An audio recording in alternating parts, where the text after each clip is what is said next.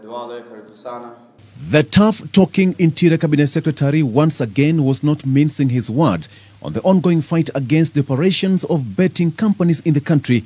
Speaking today during a meeting with a cross-section of Muslim leaders at the Jamia Mosque in Nairobi, Matiang'i said that the war on gambling has not been easy, while insisting its effects had begun bearing fruit.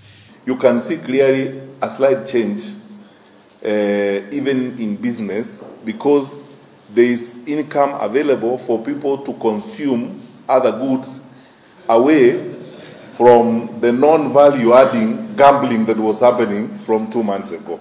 The Interior Cabinet Secretary said that the upsurge in gambling activities had largely affected the lives of the youth, most of whom had been blacklisted by credit reference bureaus for not paying up loans taken to engage in gambling with the hope of making a fortune. This thing is destroying our people.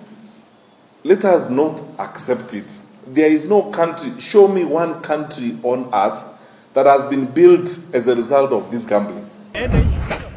Early this year, the government launched a countrywide crackdown on gambling machines and joints, which saw thousands of machines destroyed, and imposed stringent requirements that imposed taxes on earnings, which have seen 2 of the leading betting companies lay off staff and close the operations. Yes, I understand people tell me, oh, you know, it's providing money for our sports and so on. Come on, people.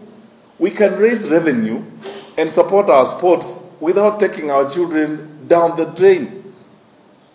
Do you believe surely that we cannot support some of these services through revenue? We were honest and serious people.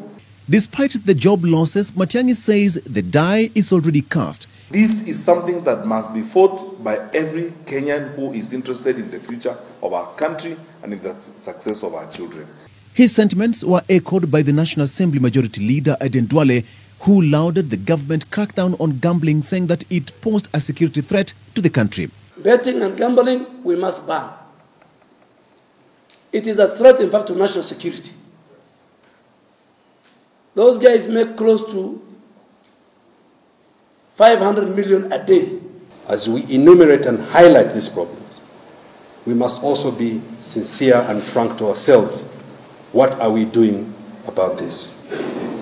Most of the betting firms have been forced to shut down their operations after the Kenya Revenue Authority slapped them with a huge bill in outstanding taxes running into billions of shillings.